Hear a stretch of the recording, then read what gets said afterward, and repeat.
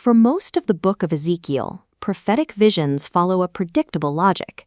Vivid, often disturbing imagery is presented, followed immediately by direct divine explanation.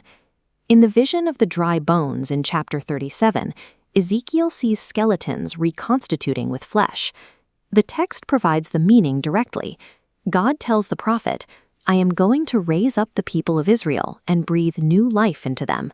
The imagery is explained by the divine voice within the narrative. This pattern of immediate clarification disappears in the final section of the book, chapters 40 through 48. These 9 contiguous chapters deliver an exhausting amount of hyper-specific data, exact architectural measurements for a massive temple complex, detailed liturgical rules, and vast geographic borders. Yet the text provides no direct statement on what these dimensions signify. This absence of a divine summary creates a structural anomaly. Without a provided explanation, the burden of meaning rests entirely on the spatial data itself. Scholars generally split into 2 camps to address this silence: those who view these 9 chapters as a literal building plan for a future physical temple, and those who read them as a symbolic theological framework. Evaluating these models requires a first principles build-up methodology to analyze the raw data without theological bias. We begin by reconstructing the vision from the inside out. We start at the center with the altar, step out to the temple walls, define the priesthood, trace the river flowing out of the complex, and finally map the outer borders of the land. This method treats the text as spatial theology.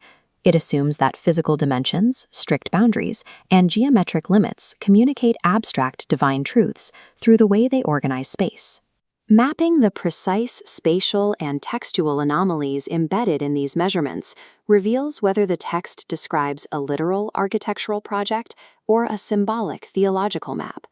In the visionary setting, Ezekiel meets a guide holding a linen cord and a measuring rod. The text defines the foundational mathematical unit for the entire complex. 1 measuring reed equals 6 long cubits.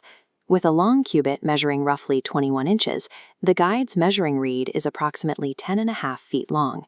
The guide meticulously records every feature: the thickness of the walls, the depth of the thresholds, the dimensions of the guard rooms, and the exact porch widths. A critical textual anomaly appears in chapter 42 regarding the outermost separating wall. The Masoretic text, the standard Hebrew manuscript, defines this outer boundary as 500 reeds on each side. The Septuagint, an ancient Greek translation of the Hebrew Bible, records this measurement as 500 cubits instead. This variant creates an immense physical discrepancy. A 500-cubit wall creates a standard temple compound. A 500-reed wall outlines a footprint roughly 4,500 feet long, larger than the entire city of Jerusalem during Ezekiel's lifetime. This instability in the manuscript tradition complicates any attempt at a literal architectural reconstruction. The competing variants yield 2 physically irreconcilable scales. Moving from the outer walls to the inner sanctuary, the text focuses on the east gate. Chapter 44 records a strict divine mandate. The east gate must remain permanently shut. Human traffic is forbidden from entering through it. This closure signifies the return of the glory of God. In chapter 10, Ezekiel saw the divine presence depart from a corrupted Jerusalem. Here, the return of that presence through the east gate seals it from common use. The text then introduces the prince, the only individual permitted to sit inside this restricted gateway to eat in the presence of the Lord. This privileged access often leads to the theological assumption that this prince is the Messiah. The textual evidence contradicts a messianic identity. Chapter 45 describes the prince providing land inheritances to his literal sons, and chapter 46 requires the priest to offer a sin offering on the prince's behalf. The hierarchy extends to the priesthood. Standard Levites are restricted to menial tasks in the outer courts due to past idolatry. Only the descendants of the Zadokite line who remained faithful may approach the inner sanctuary. These precise boundaries and liturgical limitations describe a system categorized by divine holiness rather than a historical kingdom led by the Messiah. Expanding outward from the inner sanctuary, the vision tracks a river flowing toward the east.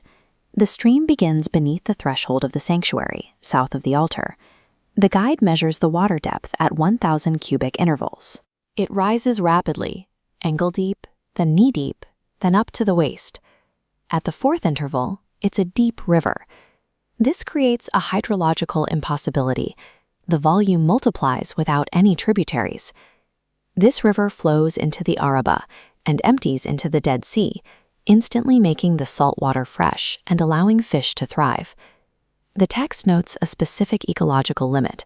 The surrounding swamps and marshes are left salty, representing a partial rather than universal healing of the landscape. This impossible hydrology, spontaneous volume multiplication, combined with precise ecological limits, marks the river as a symbolic, supernatural provision, rather than a project for physical terraforming. Chapters 47 and 48 provide the widest view of the vision, the macroscopic borders of the land. The text outlines a complete reapportionment of territory for all 12 tribes of Israel. These new borders are defined as perfectly straight, parallel horizontal strips.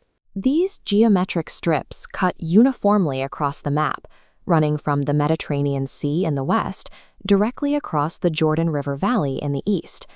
The coordinates push the northernmost boundaries significantly further than any historical Israeli territory, extending well past the city of Damascus.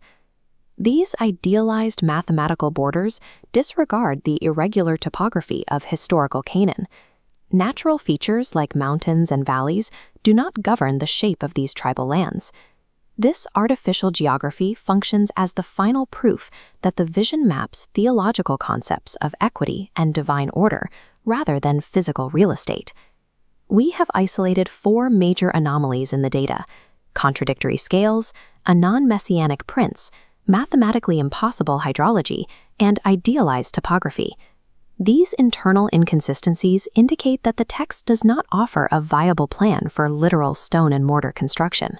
If these 9 chapters of exhausting measurements aren't meant to guide a literal construction project, their presence requires a different explanation.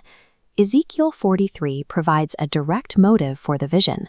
God commands the prophet to describe the temple so that the people may consider the plan. The divine mandate is specific. The Israelites are to study this design so they will become ashamed of their sins. The rigorous spatial boundaries, the closed gate, the restricted courts, the geometric borders visualize the absolute separation between the holy and the profane. This is applied theology.